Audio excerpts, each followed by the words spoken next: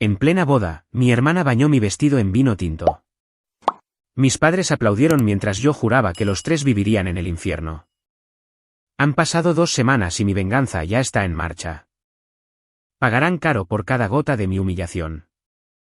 Mi nombre es Camila y me quedé paralizada en el altar mientras mi vestido de novia blanco se volvía rojo carmesí en un solo segundo, justo aquí en Baltimore. Mi hermana se paró frente a mí sosteniendo la copa vacía que, según ella, se le había resbalado de la mano. Pero la sonrisa maliciosa en su rostro contaba una historia completamente diferente. A medida que el líquido oscuro empapaba la costosa seda, toda la iglesia cayó en un silencio sepulcral, porque cada invitado sabía exactamente que lo que acababan de presenciar era un acto de puro sabotaje en lugar de un torpe accidente. Mientras el resto de la congregación jadeaba de horror ante la escena, las 2 personas sentadas en la primera fila decidieron romper la tensión de la manera más desgarradora posible. Mis propios padres, Elena y Miguel, se levantaron de sus asientos reservados y comenzaron a aplaudir ruidosamente, como si estuvieran ovacionando una magnífica actuación en lugar de la humillación pública de su hija. Mi mejor amiga se apresuró con un puñado de pañuelos para ayudarme a limpiar el desorden, pero con calma aparté su mano porque ya había terminado de interpretar a la víctima. Caminé directamente hacia mi hermana con una sonrisa fría que era mucho más aterradora de lo que cualquier grito de ira podría ser. Me acerqué a su oído para asegurarme de que nadie más pudiera escuchar la promesa que estaba a punto de hacer mientras su sonrisa se desvanecía. Crees que esto es una victoria, pero acabas de firmar la sentencia de muerte de toda nuestra familia.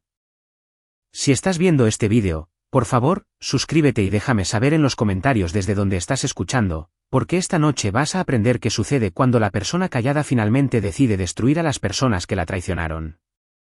2 años antes de aquel fatídico día en el altar, comencé a vivir una doble vida justo en medio del ajetreado Baltimore para protegerme de mis propios parientes.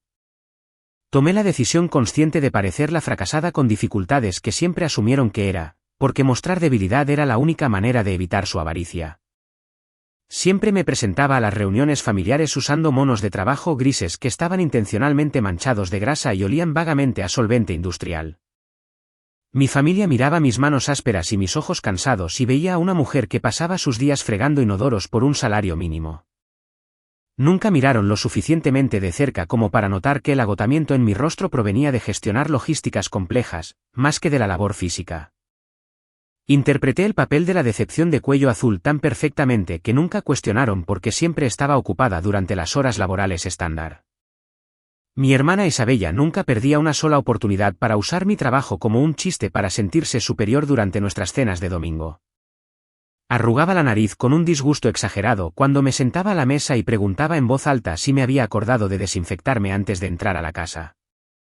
Le encantaba contarles a sus amigas superficiales que su hermana menor estaba haciendo un trabajo honesto, mientras se reía detrás de su mano manicurada, como si mi existencia fuera un chiste hilarante. Me sentaba allí comiendo mi estofado en silencio mientras la escuchaba presumir de su última campaña de influencer que en realidad no le pagaba absolutamente nada. Era increíblemente difícil tragar sus insultos junto con la comida sin gritarles la verdad en la cara. Pero sabía que reaccionar solo los haría indagar más profundamente en mi vida privada. La enorme ironía de su constante falta de respeto era que yo en realidad era dueña de la misma compañía cuyo uniforme vestía para la cena cada semana. Mi negocio había crecido de una sola furgoneta destartalada a una operación masiva llamada Soluciones de Residuos C&M con más de 300 empleados en nómina. No estaba fregando pisos por el salario mínimo, porque en realidad estaba negociando acuerdos de millones de dólares para la eliminación de residuos peligrosos con los sistemas hospitalarios más grandes de Maryland. Mi pequeño apartamento era solo una dirección de correo que mantenía para mantener la ilusión, mientras que en realidad vivía en una lujosa casa adosada tranquila al otro lado de la ciudad. Mantuve mi nombre fuera del membrete de la compañía y utilicé una compleja estructura de holding para asegurar que una simple búsqueda en Google nunca revelara mi verdadero patrimonio neto a mis parientes entrometidos. Mis padres, Elena y Miguel, veían mi sueldo fijo como una olla comunitaria de la que podían sacar dinero cada vez que Isabella agotaba otra de sus tarjetas de crédito. Me acorralaban en la cocina después del postre para culparme por lo difícil que era mantenerse al día con el aumento de los pagos de la hipoteca o las facturas de servicios públicos. Mamá Elena lloraba lágrimas dramáticas sobre cómo podrían perder la casa, mientras papá Miguel me miraba con gran expectación hasta que finalmente abría mi billetera. Entregaba cientos de dólares cada mes de mis propinas ganadas con esfuerzo para cubrir gastos que Isabella creaba con sus hábitos de gasto imprudentes.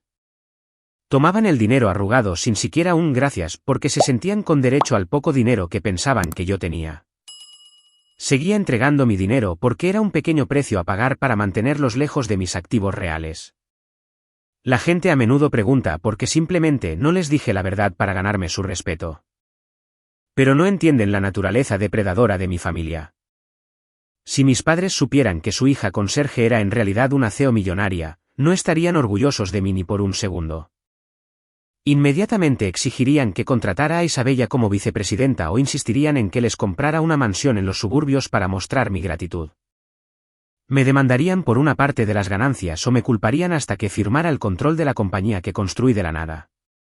Interpretar el papel del patito feo era la única forma de proteger el huevo de oro que había trabajado 18 horas al día para crear.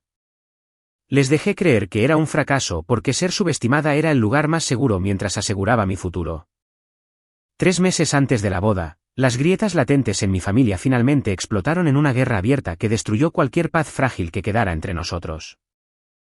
Me citaron en casa de mis padres para lo que supuse que era una discusión rutinaria sobre la lista de invitados o las opciones de catering para la próxima recepción. Mamá Elena me sentó a la mesa de la cocina con una expresión seria, mientras Isabella miraba su teléfono con indiferencia aburrida, como si mi presencia fuera una carga. Audazmente solicitaron que cancelara mi reserva en el prestigioso Harbour Hotel para trasladar la ceremonia a su patio trasero descuidado, junto al cobertizo de herramientas. Afirmaron que gastar tanto dinero en una fiesta lujosa era irresponsable cuando Isabella necesitaba desesperadamente un vehículo de lujo nuevo para mantener su imagen como una influencer en ascenso. Era absolutamente desconcertante escucharles sugerir que mi presupuesto de boda debería ser reasignado para financiar el proyecto de vanidad de mi hermana, porque creían que mi trabajo como limpiadora no merecía una celebración de tal magnitud. Javier estaba sentado a mi lado e inmediatamente rechazó su ridícula propuesta con una firmeza que los sorprendió por completo. Se negó a permitir que su futura esposa fuera tratada como una ciudadana de segunda clase en el día más importante de su vida simplemente para satisfacer la avaricia de Isabella. Sacó su chequera allí mismo, en la mesa, y declaró que ya había pagado el depósito del lugar en su totalidad usando sus propios ahorros. El silencio en la habitación era palpable porque no podían entender cómo un mecánico y una conserje podían permitirse un lugar que ellos mismos nunca soñarían con reservar. Sus rostros se pusieron de un tono rojo que era una mezcla de vergüenza y celos ardientes, en lugar de felicidad por su hija. No pudieron discutir con el dinero ya gastado, así que recurrieron a enfurruñarse como niños malcriados a los que se les había negado un juguete nuevo. La tensión siguió aumentando unas semanas después, cuando fui a mi prueba de vestido final en una boutique de lujo en el centro de Baltimore. Isabella me acompañó solo porque mamá Elena insistió en que las hermanas deberían compartir estos momentos, pero sus ojos estaban llenos de veneno todo el tiempo. Me vio salir del probador con un vestido de diseñador que costaba más que todo su guardarropa combinado. Se levantó del sofá de terciopelo con los puños apretados y escupió palabras diseñadas para despojarme de mi confianza. Isabella me siseó a través de dientes apretados mientras revisaba su reflejo en el espejo. No eres más que una conserje glorificada, así que usar ese vestido caro es como ponerle lápiz labial a un cerdo, porque todo el mundo sabe que hueles a lejía. Me costó cada gramo de autocontrol no abofetearla en ese momento, pero simplemente alisó la tela de seda e ignoré su arrebato. Sabía que su crueldad provenía del hecho de que su propia vida se estaba desmoronando, mientras que la mía estaba prosperando de maneras que ella no podía entender. Pagué el vestido con mi propia tarjeta Black mientras ella esperaba afuera, completamente inconsciente de que la conserje que despreciaba tenía un límite de crédito más alto que todo su patrimonio neto. El punto de ruptura llegó un martes por la noche lluvioso cuando Javier y yo pasamos por la casa para dejar los planos de asientos finalizados. Entramos por la puerta principal desbloqueada y escuchamos voces susurrantes que salían de la sala de estar. Nos detuvimos en el pasillo cuando nos dimos cuenta de que no estaban discutiendo la logística, sino que en realidad estaban tramando un plan malicioso. Se estaban riendo de lo hilarante que sería arruinar mi día perfecto ya que me negué a darles el dinero para el coche.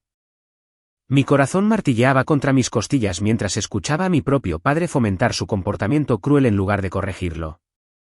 Sonaba casi mareado ante la perspectiva de bajarme un escalón frente a todos nuestros amigos y familiares. Escuché a papá Miguel decir claramente desde su sillón, simplemente déjala tener la boda y luego convertiremos su gran día en su recuerdo más humillante para que recuerde quién es realmente el centro de esta casa. Esas palabras destrozaron el último remanente de esperanza que había mantenido de que realmente me amaban en el fondo. Javier me miró con tristeza en sus ojos y me apretó la mano lo suficientemente fuerte como para devolverme a la realidad. Podríamos haber entrado en esa habitación y haberles gritado hasta que nuestras gargantas estuvieran roncas de indignación. Podríamos haber cancelado la boda o desinvitarlos para salvarnos de la vergüenza de su plan. Pero huir solo les daría la satisfacción de saber que se habían metido bajo mi piel. Salimos silenciosamente de la casa sin hacer ruido y condujimos a casa en un silencio contemplativo. Decidimos en ese momento que no les impediríamos ejecutar su plan porque necesitábamos que expusieran su verdadera naturaleza al mundo. Íbamos a dejar que pusieran la trampa y luego íbamos a verlos caer directamente en ella. 2 días después de que mi vestido de novia fuera arruinado por los celos maliciosos de mi hermana, en lugar de llorar en mi habitación como esperaban, estaba sentada en la oficina de mi abogado en un rascacielos con vistas al puerto. El señor Ramírez se sentó frente a mí con una gruesa pila de documentos que detallaban cada secreto financiero que mi familia había intentado ocultar. Se ajustó las gafas y me guió a través del informe de contabilidad forense que reveló la precaria casa de naipes que mis padres habían construido para mantener su fachada de estabilidad de clase media. Descubrimos que la casa familiar donde crecí había sido hipotecada no 1 o 2, sino 3 veces separadas para financiar su estilo de vida lujoso. Resultó que la nueva renovación de la cocina y las vacaciones europeas de las que presumían se pagaron con dinero prestado que no tenían forma de pagar. Isabella estaba en una posición aún peor porque su deuda de tarjeta de crédito era astronómica debido a su obsesión por comprar ropa de diseñador para impresionar a extraños en Internet. El señor Ramírez me miró con una expresión seria y explicó que el banco local ya se estaba preparando para ejecutar la hipoteca de la casa en los próximos meses porque habían omitido 4 pagos consecutivos. Esta era la oportunidad que había estado esperando para tomar el control de la situación sin tener que levantar la voz o hacer una rabieta. Instruí al señor Ramírez para que utilizara las reservas de capital de mi holding para comprar la deuda en mora directamente al banco con un descuento negociado. Fue una maniobra comercial despiadada que generalmente se reserva para adquisiciones corporativas hostiles, pero no sentí absolutamente ninguna culpa al aplicarla a las personas que habían aplaudido mi humillación. Firmé la pesada pila de papeleo con mano firme y oficialmente me transformé de su hija ignorada a su principal acreedora legal. La transición de poder fue inmediata y silenciosa porque no tenían idea de que la firma de inversión que compró su préstamo era en realidad propiedad de la conserje de la que se burlaban. Esperé exactamente 24 horas antes de instruir a mi equipo legal para que enviara los avisos estándar de paga o desaloja por correo certificado tanto a la casa de mis padres como al apartamento de Isabella. Estas no eran recordatorios educados para pagar un recargo por mora. Eran demandas legales agresivas que requerían el pago inmediato del saldo completo o enfrentar procedimientos de desalojo inmediatos. Solo podía imaginar la escena caótica que se desarrolló cuando el cartero entregó esos aterradores sobres en sus puertas en una tranquila mañana de martes. El pánico debió ser instantáneo cuando la realidad de su irresponsabilidad financiera finalmente se estrelló sobre ellos sin piedad. Mi teléfono sonó casi inmediatamente después de que la confirmación de entrega llegó a mi computadora portátil, y vi el nombre de mi madre, Elena, parpadeando en la pantalla. Lo dejé sonar 4 veces antes de contestar porque quería que sudara un poco antes de que interpretara mi papel en este acto final. Respondí con una voz temblorosa para simular la debilidad que ella esperaba, y ella ni siquiera perdió un segundo en cortesías o disculpas por el desastre de la boda. Estaba respirando pesadamente en el receptor como si acabara de correr un maratón, y su voz era una mezcla tóxica de miedo y su habitual derecho a exigir. Mamá Elena gritó por teléfono con una desesperación que era casi ensordecedora: Camila, tienes que venir a casa ahora mismo porque la familia está en graves problemas. Así que trae todos tus ahorros y el dinero de Javier para salvarnos. Sostuve el teléfono lejos de mi oído y sonreí a Javier, que estaba sentado a mi lado bebiendo café y observando cómo todo el plan se desarrollaba perfectamente. Ella no preguntó si tenía el dinero. Simplemente lo exigió porque asumió que mi único propósito en la vida era servir como su red de seguridad financiera. Tomé una respiración profunda para estabilizar mi voz y entregué la línea que los atraería a la trampa que habíamos tendido. Respondí con un tono de fingida preocupación: mamá, no tengo esa clase de efectivo en casa, pero reunámonos en el restaurante, Gold Leaf, este fin de semana, y te entregaré un cheque. Ella accedió de inmediato y colgó el teléfono sin despedirse ni agradecerme, probablemente ya calculando cómo gastaría mi dinero. No tenía idea de que el cheque que planeaba traer no era un giro bancario, sino un cheque de la realidad que los sacaría de sus cómodas vidas. Dejé el teléfono sobre el escritorio y sentí una profunda sensación de cierre comenzando a asentarse en mi pecho. La trampa estaba oficialmente lista y todo lo que tenía que hacer ahora era esperar a que entraran al restaurante más elegante de Baltimore para recibir su castigo. Ese fin de semana, mi familia entró en el restaurante de mariscos más exclusivo de Baltimore con expresiones de satisfacción y avaricia pegadas en sus rostros. Habíamos acordado encontrarnos en Gold Leaf, porque quería un ambiente lo suficientemente formal para presenciar la completa destrucción de sus egos inflados. Llegué exactamente a tiempo con Javier a mi lado, pero no me sorprendió ver que Isabella y mis padres ya estaban sentados en la mejor mesa junto a la ventana. Claramente habían llegado 30 minutos antes para aprovechar al máximo mi generosidad, porque la mesa ya estaba abarrotada de aperitivos y una cubitera con una botella de champán caro. No parecían una familia al borde de la ruina financiera que estaba a punto de perder el techo sobre sus cabezas. Se habían vestido con sus mejores ropas y se reían ruidosamente como si estuvieran celebrando un premio de lotería en lugar de rogar por un rescate. Me senté frente a ellos y noté que ya habían pedido el lobster termidor y la torre de mariscos más grande del menú sin siquiera esperar a que llegáramos. Mamá Elena apenas reconoció mi presencia con un rápido asentimiento antes de volver su atención al menú para pedir otra ronda de bebidas. Era verdaderamente repugnante verlos devorar manjares caros mientras asumían que yo iba a pagar la cuenta con mis ahorros ganados con esfuerzo. No mostraron absolutamente ningún remordimiento por la horrible escena que habían causado en la iglesia solo unos días antes. En sus mentes retorcidas, el hecho de que yo estuviera allí para ayudarlos significaba que había aceptado mi lugar debajo de ellos y lo había superado. Isabella ya estaba algo ebria por el vino y decidió que este era el momento perfecto para hurgar un poco más en la herida. Hizo girar su copa de vino con indiferencia y me miró con esa misma sonrisa condescendiente que había llevado en el altar. Isabella se rió cruelmente y dijo: «Lo del vestido el otro día fue solo un pequeño accidente, ¿por qué actúas tan estresada por eso? De todas formas, estás acostumbrada a lidiar con manchas». Javier se puso rígido a mi lado y apretó el agarre en su tenedor, pero le puse una mano tranquilizadora en la rodilla para indicarle que esperara. Forcé una sonrisa tensa y permanecí en silencio porque interrumpirla ahora arruinaría la sorpresa que había preparado. Interpretaron mi silencio como sumisión y continuaron comiendo con el apetito voraz de personas que creían tener derecho a todo lo que yo poseía. Papá Miguel fue particularmente agresivo con su comida, rompiendo una pata de cangrejo con manos sucias mientras revisaba constantemente su reloj. No estaba disfrutando la comida tanto como estaba aguantando el periodo de espera antes del pago. Finalmente perdió la paciencia por completo y golpeó sus dedos ruidosamente contra el mantel blanco para llamar mi atención. Su rostro estaba enrojecido por el alcohol, y sus ojos eran duros de expectación mientras exigía lo que vino a buscar. Papá Miguel me miró y espetó: «Date prisa y come para que puedas entregar el dinero porque necesitamos solucionar la situación del banco a primera hora de mañana por la mañana, así que deja de perder el tiempo». Miré la comida a medio comer en mi plato y me di cuenta de que había perdido el apetito en el momento en que entré al restaurante. Javier y yo nos sentamos perfectamente quietos mientras los veíamos terminar hasta el último bocado de su comida extravagante. Era un estudio fascinante y grotesco de la naturaleza humana verlos celebrar su supuesta victoria sobre mí. Realmente creían que podían abusar de mí públicamente, destruir mi boda y luego convocarme para pagar sus deudas simplemente porque compartíamos la misma sangre.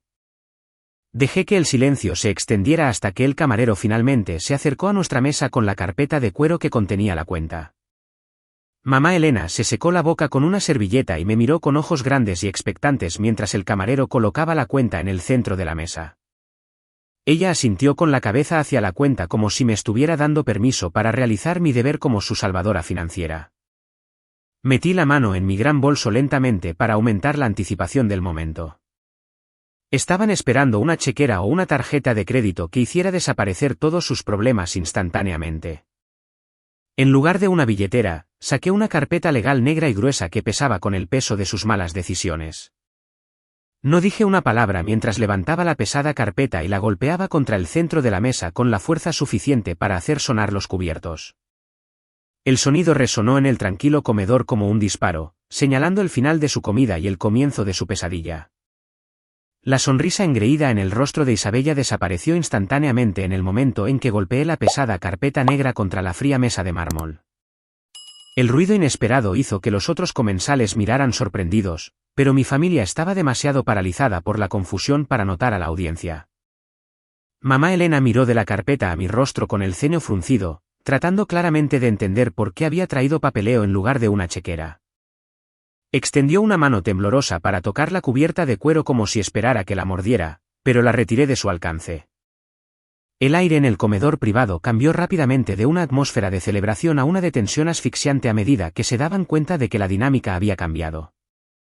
Tomé una respiración profunda para saborear la mirada de confusión en sus ojos antes de entregar la noticia que destrozaría su mundo. Miré directamente a los ojos de mi padre y declaré: no traje dinero para pagar sus deudas en su nombre, sino que vine aquí hoy como la nueva propietaria legal de cada una de esas deudas. Papá Miguel se rió nerviosamente e intentó descartar mis palabras como una mala broma, preguntando de qué demonios estaba hablando. Ignoré su intento de recuperar el control y abrí la carpeta en la primera página, que mostraba los documentos de transferencia de propiedad. Giré la carpeta para que pudieran ver claramente los sellos rojos del banco y las firmas notariadas en la parte inferior de la página. Los documentos autorizaban la transferencia de la hipoteca de su casa y los derechos de cobro de las tarjetas de crédito de Isabella a una compañía llamada Soluciones de Residuos C&M. Papá Miguel entrecerró los ojos ante el papel y murmuró el nombre de la compañía en voz alta, sin lograr establecer la conexión entre el negocio y su hija. Señalé la línea de firma para el CEO de la compañía adquirente, y sus ojos se abrieron al unísono cuando vieron mi nombre completo firmado en tinta negra negrita. Isabella se puso de un tono pálido fantasmal, y su boca se abría y cerraba repetidamente como un pez fuera del agua. A medida que la realización la golpeaba, me miró con una mezcla de horror e incredulidad, luchando por reconciliar la imagen de su hermana conserje con la CEO en el papel.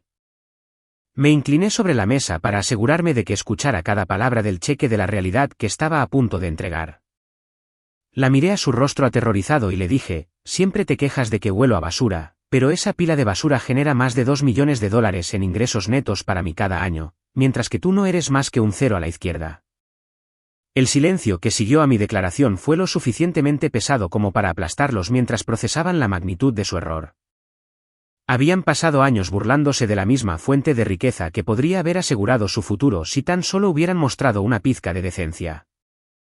Mamá Elena miró su vestido caro y luego volvió a mirarme, comprendiendo finalmente que la hija que había tratado como una sirvienta era en realidad la persona más poderosa en la mesa. Javier decidió que había visto suficiente de su silencio atónito, y se levantó de su silla con una expresión de puro disgusto en su rostro. Se había estado mordiendo la lengua durante años cada vez que me insultaban. Y ahora estaba listo para soltarlo todo.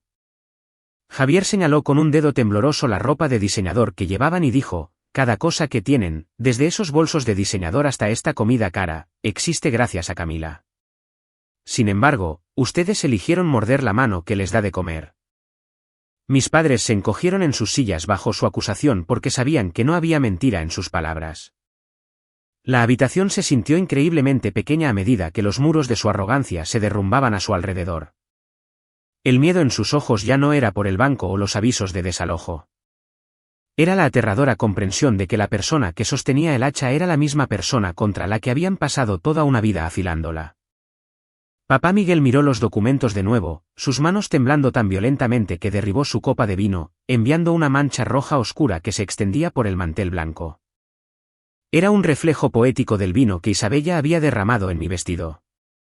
Pero esta vez, nadie aplaudía. Estaban mirando la mancha con horror porque sabían que, a diferencia de un vestido, el desastre que habían hecho con sus vidas no se podía limpiar. Cerré la carpeta con un golpe seco que señaló el final de la presentación y el comienzo de la ejecución. Ya no eran mi familia. Eran simplemente inquilinos morosos sentados frente a una propietaria que se había quedado sin paciencia. El silencio mortal dentro de la sala VIP fue repentinamente destrozado por el agresivo timbre del teléfono celular de Isabella que estaba sobre la mesa.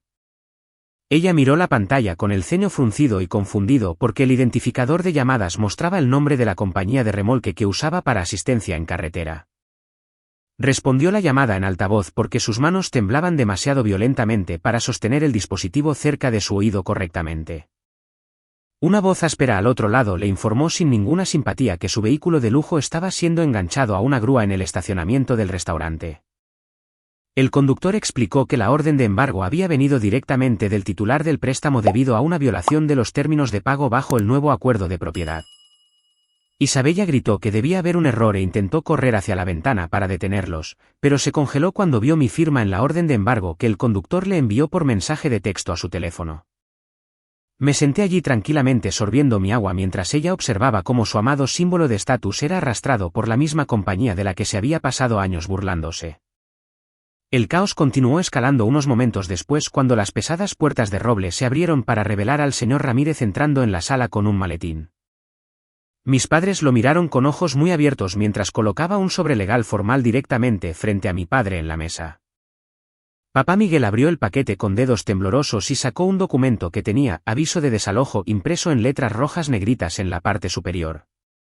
El señor Ramírez explicó en un tono profesional que, dado que la escritura de la propiedad había sido transferida a Soluciones de Residuos C&M, se requería que los ocupantes actuales desalojaran las instalaciones dentro de 30 días. El color se drenó del rostro de mi padre hasta que pareció un cadáver andante porque la realidad de la falta de vivienda finalmente lo estaba mirando a la cara. Me miraron buscando alguna señal de que esto era solo una broma cruel, pero mi expresión permaneció tan fría e inflexible como la mesa de mármol entre nosotros. Javier decidió que era hora de dar el golpe final a su reputación sacando su smartphone de su bolsillo. Navegó a una popular plataforma de redes sociales y giró la pantalla para que pudieran ver el vídeo que actualmente era tendencia local.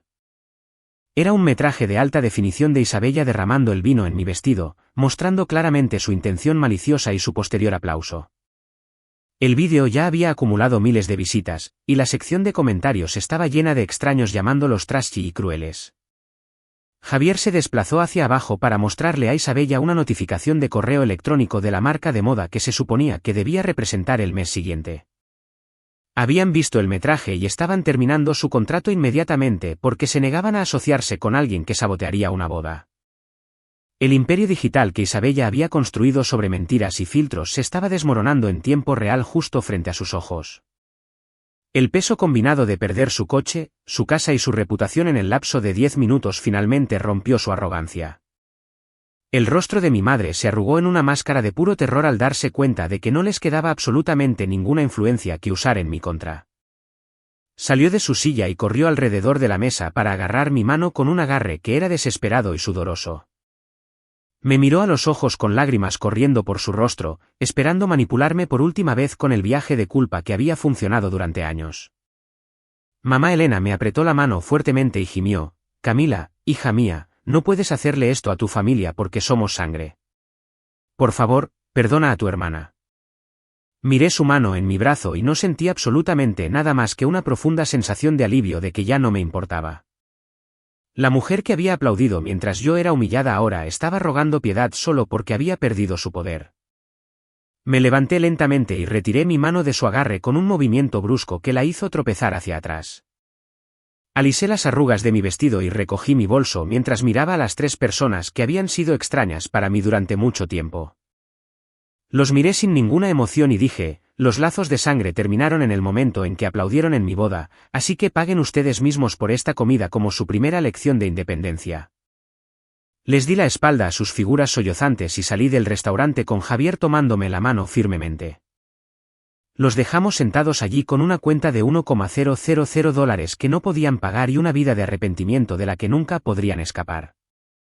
6 meses han pasado desde esa fatídica cena en el restaurante, y el frío penetrante del invierno de Baltimore ya no me hace sentir escalofríos hasta los huesos porque mi vida finalmente está llena de calidez genuina. El silencio en nuestro hogar ya no es una carga pesada, sino un santuario pacífico donde Javier y yo nos estamos preparando felizmente para la llegada de nuestro primer hijo. Pasamos las últimas semanas pintando el cuarto del bebé en suaves colores pastel y ensamblando muebles para el bebé que crecerá conociendo solo amor y apoyo. Mi negocio ha seguido expandiéndose rápidamente a estados vecinos porque los escándalos que rodearon a mi familia en realidad demostraron a mis inversores que soy una líder que puede tomar decisiones difíciles bajo presión. A menudo me siento junto a la chimenea en nuestra hermosa villa nueva y reflexiono sobre lo mucho más ligero que se siente el mundo cuando cortas el peso muerto de las relaciones tóxicas de tu vida por completo. A mis padres no les fue tan bien porque las consecuencias de su negligencia financiera los alcanzaron exactamente 30 días después del incidente del restaurante. Fueron desalojados legalmente de la casa familiar que habían hipotecado 3 veces y se vieron obligados a mudarse a un pequeño apartamento de un dormitorio en un barrio difícil en las afueras de la ciudad. La transición de una casa espaciosa a un pequeño apartamento donde la calefacción apenas funciona fue una brutal llamada de atención que destrozó su orgullo restante. Se vieron obligados a salir de la jubilación porque sus cheques de seguridad social no podían cubrir su alquiler y sus crecientes deudas. Mi padre ahora pasa sus días embolsando comestibles en el supermercado local, mientras que mi madre escanea artículos en la caja con una expresión de miseria permanente grabada en su rostro. Se ven obligados a servir a los mismos vecinos a los que solían despreciar, y la humillación de su caída en desgracia está escrita en cada línea de sus rostros cansados. Isabella sufrió la justicia más poética de todas porque su negativa a desarrollar habilidades reales la dejó sin absolutamente ninguna opción cuando su carrera de influencer se evaporó de la noche a la mañana. Solicitó docenas de trabajos de oficina, pero fue rechazada cada vez porque una verificación de antecedentes rápidamente reveló el vídeo viral de ella destrozando mi boda. Eventualmente no tuvo más remedio que aceptar la única posición que estaba disponible para alguien con su reputación y falta de experiencia. Mi hermana ahora está trabajando como personal de limpieza para una compañía de limpieza comercial que resulta ser una de mis competidoras más pequeñas en la ciudad. Pasa sus noches fregando pisos y limpiando inodoros en edificios de oficinas mientras usa un uniforme que es mucho menos favorecedor que el que yo solía usar. La ironía de su situación no se pierde en nadie porque ahora está realizando exactamente la misma labor manual de la que pasó años burlándose de mí por hacer. De hecho, los vi a los 3 ayer mientras Javier me llevaba a mi chequeo prenatal en el hospital del centro. Estaban apiñados en una parada de autobús bajo la lluvia helada porque ya no podían permitirse mantener un vehículo. Parecían grises y derrotados mientras esperaban el transporte público para llevarlos a sus trabajos de salario mínimo. Los observé temblando en sus abrigos delgados a través de la ventana polarizada de nuestro cálido SUV de lujo, pero no le pedí a Javier que se detuviera ni les ofrecí un aventón. No sentí absolutamente ninguna necesidad de salvarlos porque finalmente entendí que su sufrimiento era el resultado directo de sus propias elecciones. Pasamos junto a ellos sin reducir la velocidad porque mirar hacia el pasado solo nos distraería del hermoso futuro que estamos construyendo. Toda esta dolorosa experiencia me ha enseñado varias lecciones invaluables que me aseguraré de transmitir a mis propios hijos algún día. La lección más importante es que el valor de una persona nunca se define por la ropa que usa o el título de trabajo que tiene, sino por la integridad de su carácter. Nunca debemos tolerar a las personas que usan el sagrado vínculo familiar como un arma para manipularnos o exigir cosas que no se han ganado. Cortar los lazos con miembros tóxicos de la familia no es un acto de crueldad, sino un acto necesario de autoconservación para proteger tu propia salud mental y tu futuro. El universo tiene una forma de equilibrar la balanza porque el karma siempre está observando y eventualmente servirá a todos exactamente lo que se merecen.